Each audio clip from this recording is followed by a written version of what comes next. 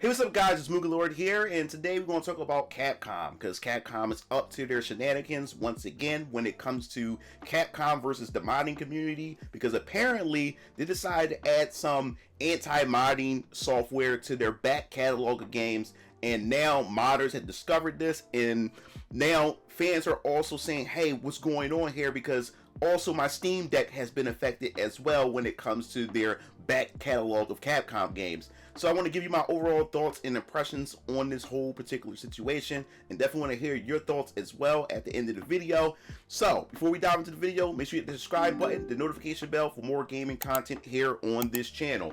So I woke up this morning and I noticed that Capcom was trending on the trending tab, so I wanted to know what that was all about. Maybe Capcom is being celebrated for one of their anniversaries for one of their games, or people just fans are just showing appreciation to some of their favorite Capcom characters. But instead, we was welcomed in by a bunch of people being upset at the fact that Capcom has implemented some software that pretty much block out mods, and modders can't utilize their games the way they want to experience it and share it with the rest of the community. And not only that, some YouTube channels was also affected by it as well, due to this whole new mod initiative that Capcom is actually pushing and doubling down on. So we're going to dive into what the community is saying, because there is a Twitter from PC Focus, where they focus, of course, as you can see right here, it's focused on mostly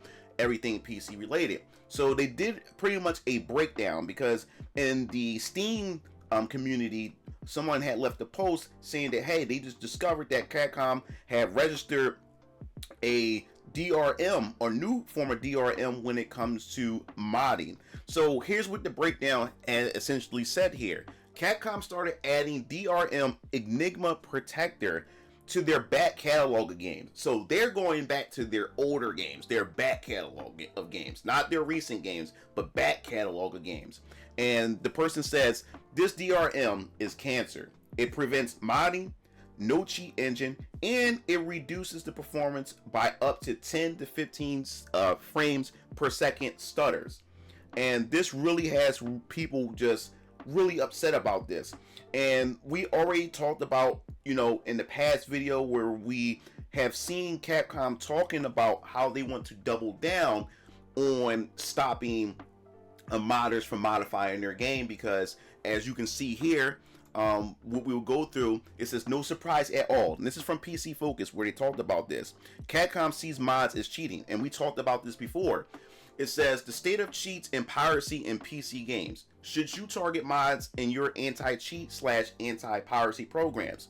All mods are defined as cheats, except when they are officially supported. So yeah, it's only okay if Capcom support these particular mods, especially when it comes to modders, because we always seen what the modding community can do. Modders can actually fix a lot of these games that these developers put out there. And so if it's a mod that's going to benefit the developers, where they don't have to go in and fix the game themselves, and the modding community do it, it's totally okay. But when it comes to, oh, we trying to sell some skins, but we have modders over there creating their own skins, oh, this is considered cheating, this is a no-go, and everything like that. So they say that mods is no different than cheating, and it affects the overall product. And then, of course, and they're also in their slides, it says that the state of cheats and piracy in PC games, reputational damage caused by malicious mods. The image of our product is tarnished when mods are released that violate public order and morals without permission. So a lot of people always go back to the situation that happened, to where during a fighting game tournament at Capcom, Street Fighter 6 tournament, the commentators was commentating on the game. So when they got to one of the brackets and the match had loaded up, somebody forgot that they had left a Chun-Li nude mod on the game. So it was left open for the public, the entire public, to see. And Capcom, I guess you would say, felt embarrassed by it.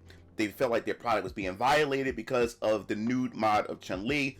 And now this was their excuse. And I'm gonna tell you right now, this is all about money. Capcom can give a fuck. They can care less what you do with the game. But the fact is that what they see right now, this is affecting their money in terms of where they're headed in the direction of how they're going to implement their games, as far as content is concerned, and having PC, which we'll talk about soon, as their main development platform. So they want to eliminate all the competition and things that can pretty much affect their sales. And costumes like nude Chun-Li and other type of costumes is something that they don't want modders to be doing. And that's what's going on here. But that whole scenario right there was a way for them to justify what is going on right now. And then it says workload due to malicious mods. Customers affected by buggy mods call support time. Worst cases include freezes and save data corruption. Investigates take time plus are futile even if they turn out to be successful. Delays in the original production of the game due to the time required for research.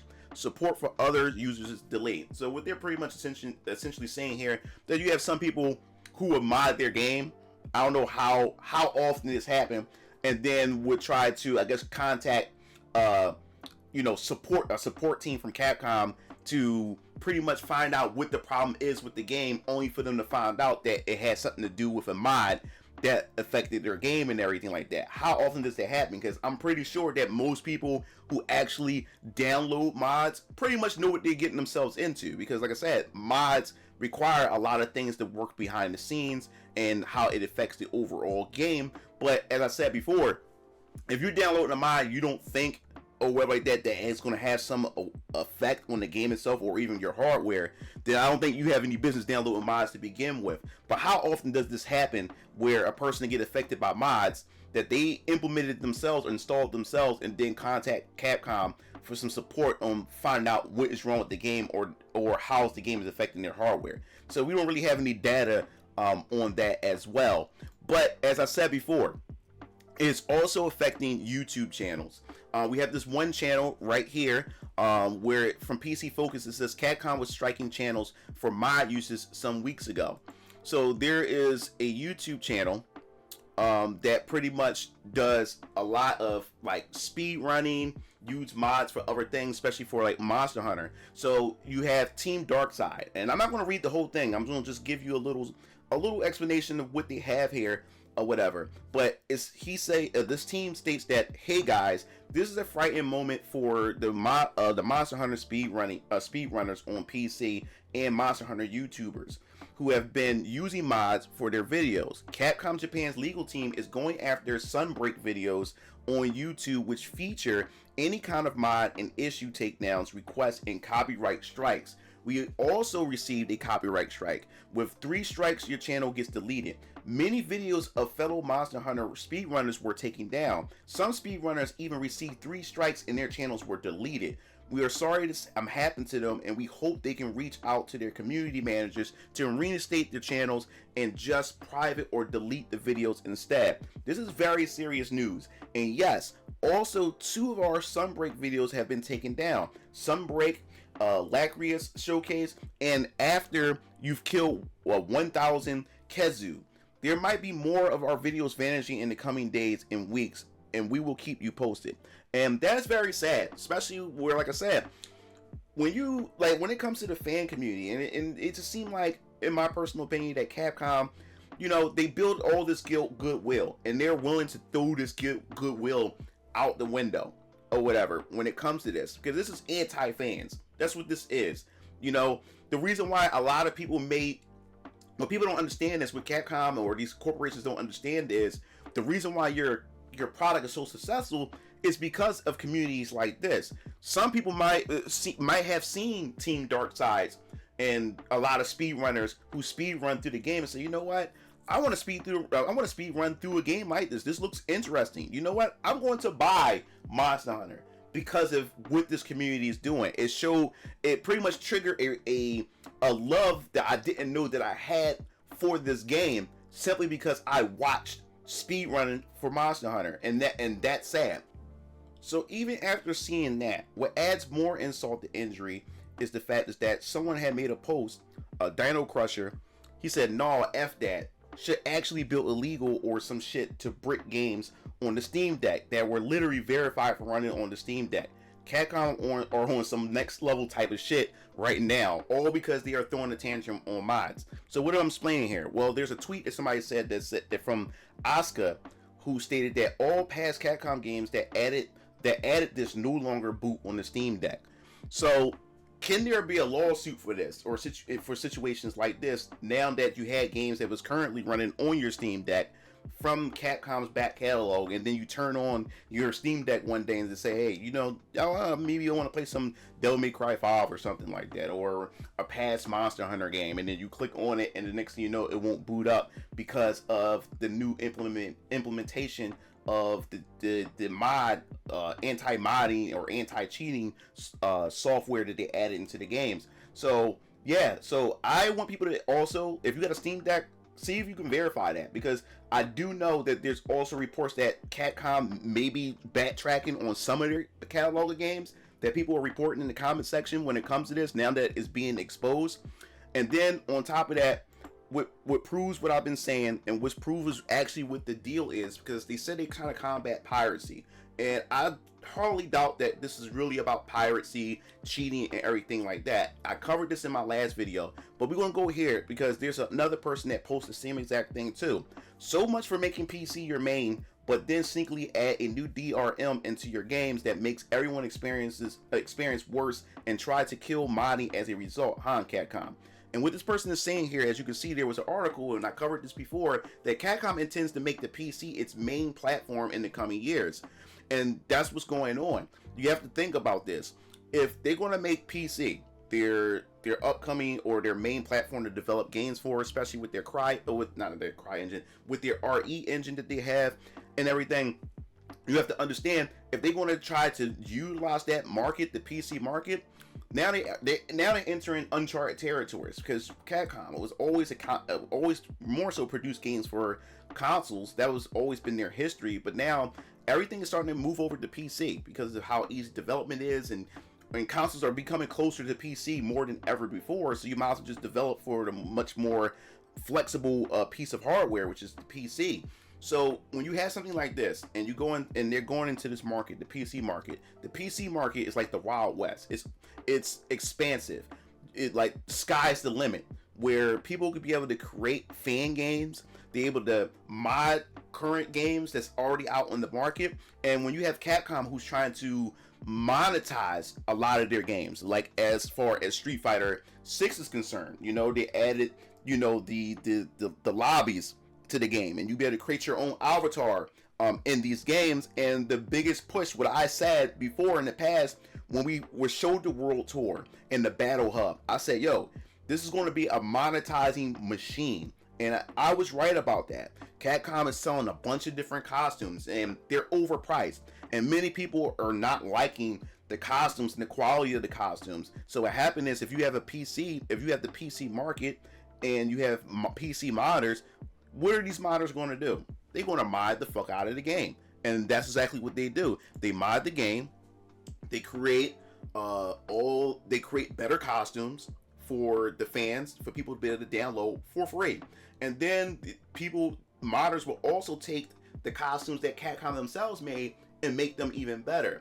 So what is the point of downloading and purchasing these overpriced costumes when you can mod and get any costume that you want? So this is what Capcom is trying to do. Capcom is trying to alleviate that. They're trying to eliminate that. They're trying to stop the modding community from being able to produce that type of content. But if you made great content to begin with, because yes, if your content is great, people are not only going to try out the mods, people are still going to buy your costumes and enjoy those costumes, especially if they're of high quality. But right now, these developers are trying to monetize as much as they can, create subpar products. And the thing is, you have the normies out there who eat this shit up. They will go constantly they're whales. They just constantly keep going in. They just keep buying mediocre products. So it tells these studios that, hey, we don't have to put much effort in this stuff. And another thing that really upset people was the crossover that Capcom had when it comes to Street Fighter cross the Spy Family feature that they had, and they were really upset at what they did to the character, the main female protagonist of that anime series. How she looks nothing like that, especially the avatar looks hideous compared to her anime counterpart, which they know Capcom has a history of making great looking female models. But in this case, they just took an avatar, threw a wig on it, threw an outfit on it, and called it a day. So there was kind of like a disrespect for the fan base, and the fact is that they charged overpriced for these costumes. So it's crazy how when it comes to Capcom and a lot of these studios, man, especially like Square Enix as well, they build this, you know, this credibility where, you know, goodwill from the fan base, and it's like it's always like they're moving one step forward but then 3 steps backwards when it comes to this, and this is pissing off a lot of fans. And like I said, it's anti-fan, it's anti-modding and everything like that, and I think that really sucks, especially when people who love your games mod the games for their enjoyment. And the thing is, many people would see these mods. When you see a Resident Evil mod, you see a scantily clad Jill, people were like, oh man, I can do that to that game. They would go out and buy that just so they can do that, but they gotta sell from your game.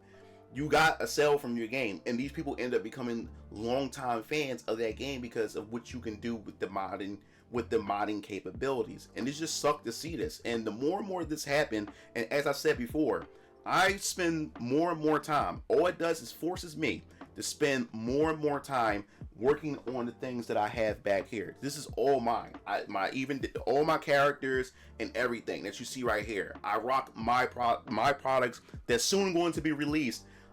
Sometime announced this year and be released, my first comic book.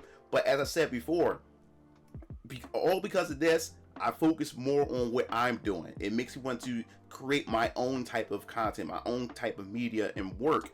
And hell, eventually I want to get into game design as well, to be able to create the games that I like, the games that I want, and the games that other people would love to see. So that's all it's doing, and I'm having a blast. I'm having a good time with this. This is all it's doing. You know, that's why you will never find a Capcom poster on my wall, a Marvel poster on my wall. It's just everything that's mine is on my wall. The dream that I'm trying to pursue.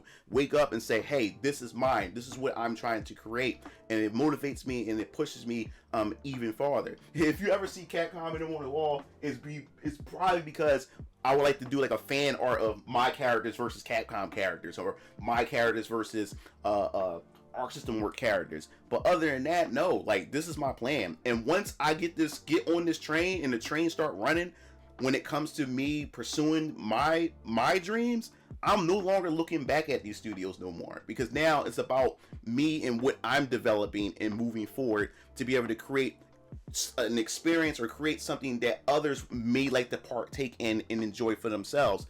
But that pretty much wraps up this video. I definitely want to hear your thoughts in the comment sections below. What do you think about Capcom and their decision once again to double down on going against and stopping modders from modding their games, and the fact is that they go on to their back catalog to do that and is said to be breaking or stopping or functioning on people's Steam Deck? If you can verify that as well, if you got a Steam Deck and that's happening, definitely let me know in the comment sections below. I like to try to always stay updated on the news just to verify that. But yes, if it is happening on the Steam Deck, definitely let me know in the comment sections below. So if you like the video, hit the like button, subscribe button for more gaming content here on this channel. This is MugenLord signing off. I'll see you game fiends later. Peace out.